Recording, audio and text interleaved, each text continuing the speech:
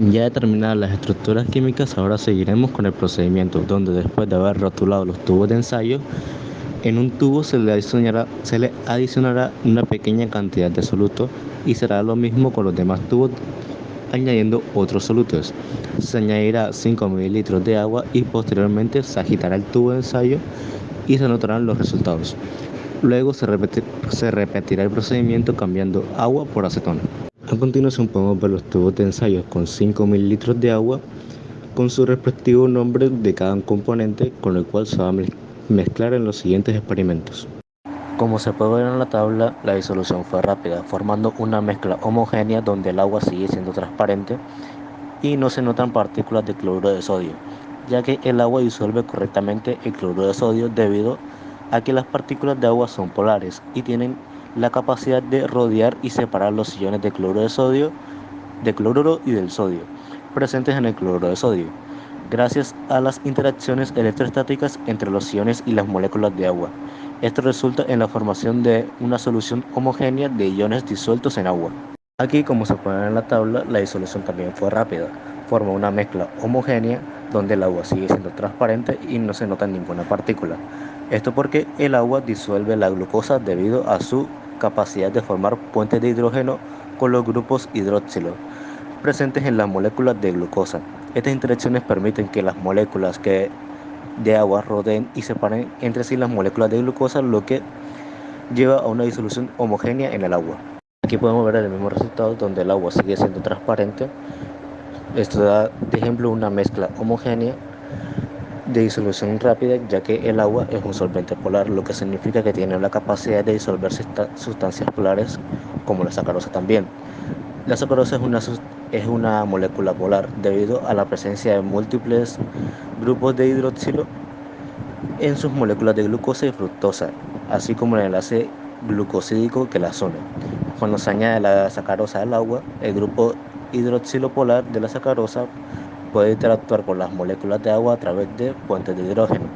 Esto permite que la sacarosa se disperse uniformemente en la solución acuosa, lo que hace fisiológicamente sea compatible con el agua. En este experimento podemos ver que el agua sigue siendo una disolución rápida, por la diferencia de que ya no es tan transparente sino más blancosa, pero sigue siendo una mezcla homogénea.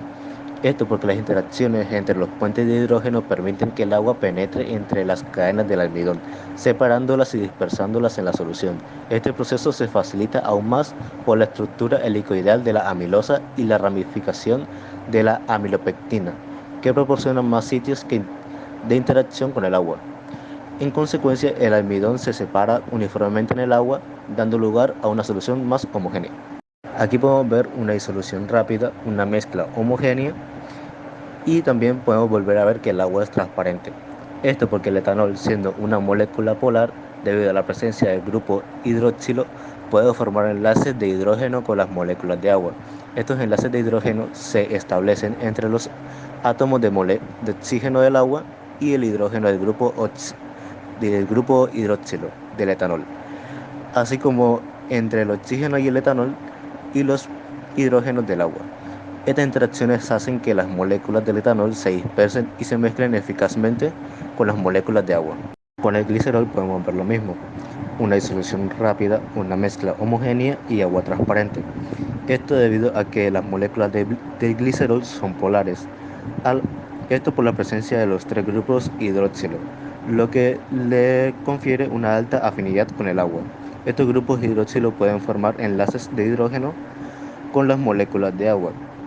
Los enlaces de hidrógeno se establecen entre los átomos de oxígeno del agua y los hidrógenos del grupo hidroxilo del glicerol, así como entre los átomos de oxígeno del glicerol y las moléculas de agua. Esto da como resultado una mezcla homogénea. Con el ácido acético se puede ver lo mismo que las tablas anteriores, una disolución rápida, una mezcla homogénea y agua transparente. Esto debido a que las moléculas del ácido acético son polares, ya que tienen la presencia del grupo carboxilo, que confiere una alta afinidad con el agua. El oxígeno del grupo carboxilo y el átomo de hidrógeno del grupo hidroxilo pueden formar enlaces de hidrógeno con las moléculas de agua. Estos enlaces de hidrógeno se establecen entre los átomos de oxígeno del agua y los hidrógenos del grupo hidroxilo y del grupo carboxilo del ácido acético. Con el experimento de aceite de oliva se puede ver que no puede haber una disolución y que es una mezcla heterogénea. Esto debido a las diferencias entre las propiedades físicas y químicas entre el agua y el aceite de oliva, ya que el aceite de oliva es principalmente una mezcla de triglicéridos, que son lípidos no polares, mientras que el agua es un solvente polar. Esta diferencia en la polaridad es la razón principal por la cual el agua no se disuelve eficazmente en el aceite de oliva y viceversa. A continuación podemos ver los tubos de ensayo con 3 mililitros de acetona, los cuales tienen su respectivo nombre de cada componente con el cual se va a mezclar en los siguientes experimentos. En este primer experimento de la acetona con el cloruro de sodio se puede ver que el líquido es transparente, ya que la acetona es polar y tiene la capacidad de rodear y separar los iones del sodio y del cloruro, rompiendo las fuerzas iónicas presentes en el cristal de cloruro de sodio y permitiendo que los iones se dispersen en la solución de la acetona, haciendo que esta sea una solución homogénea y de disolución rápida. En este experimento se puede ver que la acetona es capaz de disolver la glucosa debido a su polaridad y la capacidad de formar enlaces de hidrógeno o puentes de hidrógeno con los grupos de hidroxilo presentes en la molécula de la glucosa. Esta interacción permite que la glucosa se disperse y se mezcle efectivamente con la solución de la acetona, viéndose parcialmente transparente de una disolución rápida y dando como resultado una solución homogénea. En nuestro tercer experimento de la acetona con la sacarosa, al igual que con la glucosa, la acetona puede disolverse con la sacarosa debido a las interacciones de los grupos hidroxilos de la sacarosa. La capacidad de la acetona para formar los enlaces o puentes de hidrógeno con los grupos de hidróxido permite que la sacarosa se disperse uniformemente en la solución de la acetona.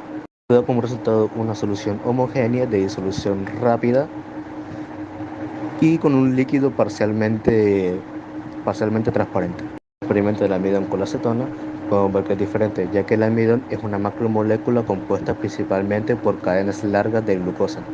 La estructura compleja y compacta del almidón no es compatible con la capacidad de la acetona para solventar y dispersar sustancias, ya que la acetona, siendo un solvente orgánico polar, no puede penetrar eficazmente la estructura molecular del almidón y romper las interacciones intramoleculares que mantienen unidas las cadenas de la glucosa.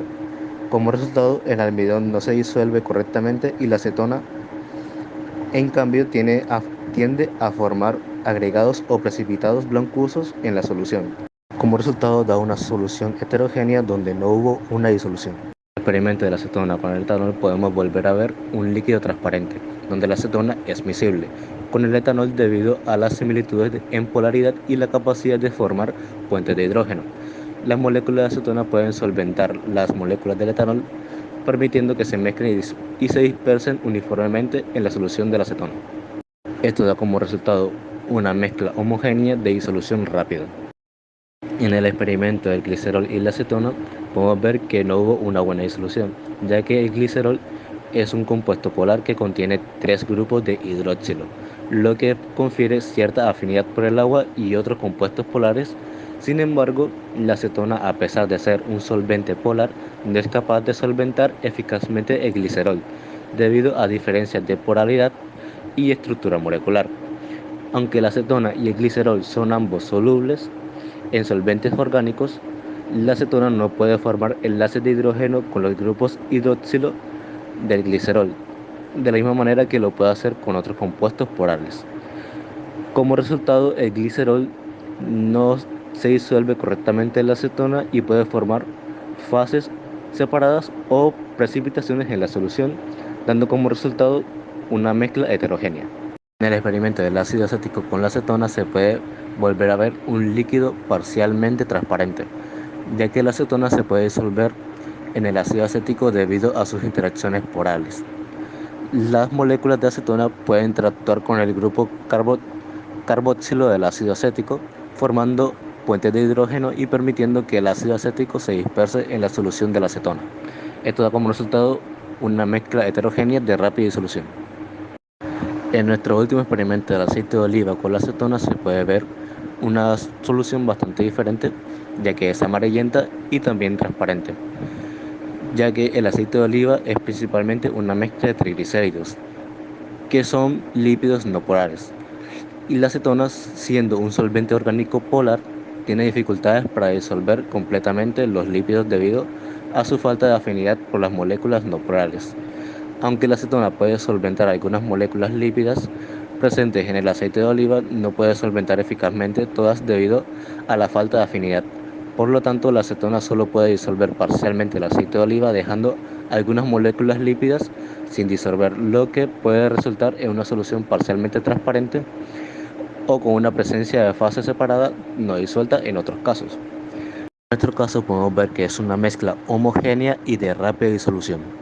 Como última instancia vamos a responder un par de preguntas para aclarar dudas. La primera sería, ¿qué tipo de fuerzas permiten llevar a cabo disoluciones acuosas? Las disoluciones acuosas se llevan a cabo principalmente a las fuerzas intermoleculares que existen entre las moléculas de agua y las moléculas o iones disueltos. Entre estas fuerzas se incluyen los puentes o enlaces de hidrógeno, donde el agua es una molécula polar, en el que donde el oxígeno es una carga parcialmente negativa y los hidrógenos tienen cargas parcialmente positivas. Esto permite que el agua forme enlaces de hidrógeno con otras moléculas polares o iones.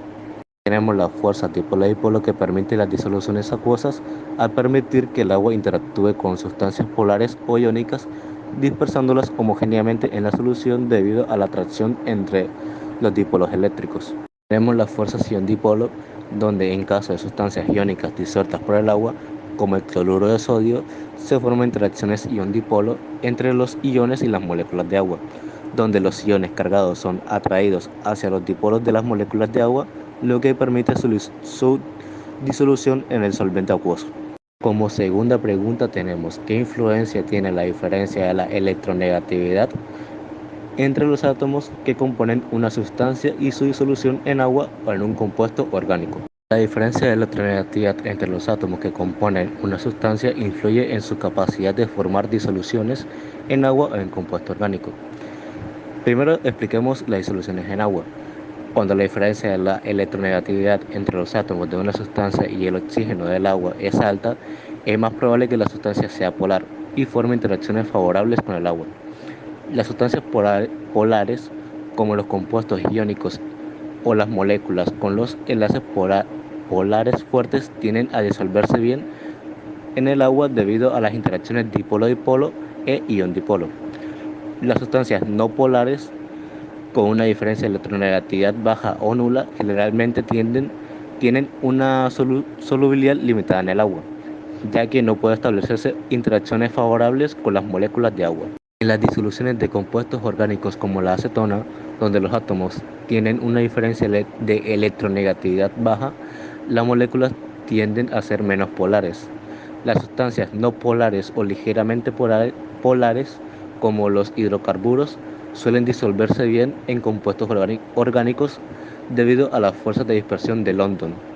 Las sustancias polares pueden disolverse en compuestos orgánicos si las fuerzas intermoleculares entre las moléculas de la sustancia y del compuesto orgánico son suficientemente fuertes. Esto puede incluir interacciones dipolo-dipolo o incluso enlaces de hidrógeno o puentes de hidrógeno en casos muy específicos. Bueno, eso sería todo. Espero les haya gustado el video y que podamos vernos en una próxima oportunidad. Muchas gracias.